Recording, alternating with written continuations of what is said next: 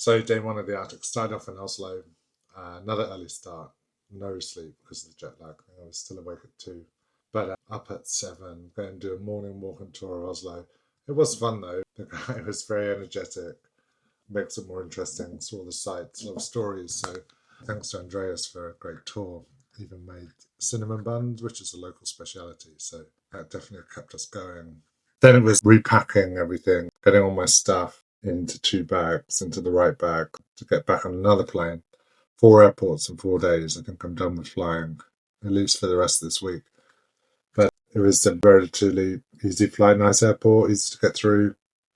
And then the flight was pretty spectacular, actually.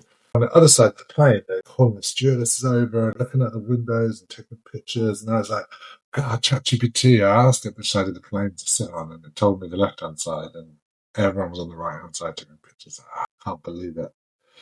But then all of a sudden they banked round, and then just the most incredible Arctic Sea mountains, islands and black beaches and ice as far as you could see. It was like some other world. I didn't really think it was something that you would normally see. And then landed in the airport, spectacular landing at almost like sheer mountains, snowy mountains rising up from the sea everywhere you look. Smallest airport I've ever been to, even smaller than Luton. But there was literally one plane in the whole terminal, and my bags were the last to come off, and that was like, oh God, I didn't want to lose my bags in this situation with all my gear, but luckily they did come off. And then we got a coach into town. And then we all met the group for dinner. There's 8 of us, one person dropped out, and then one person's the guide. But we met up for dinner. Everyone's really nice. Everyone's really friendly. I think it's going to be a really good trip. A lot of talk about how afraid people are of polar bears, which is funny. And then we walked back. It was about a mile, I'd say, but completely silent. And I put the pictures up, but incredible place. I don't know if I'd live here. That remains to be seen. But to visit, it's pretty incredible.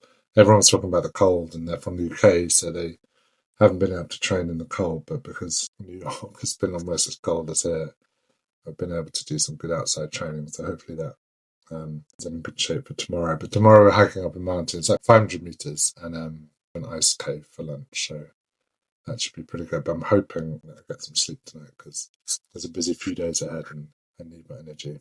But that's it for day one. We got here. More to come.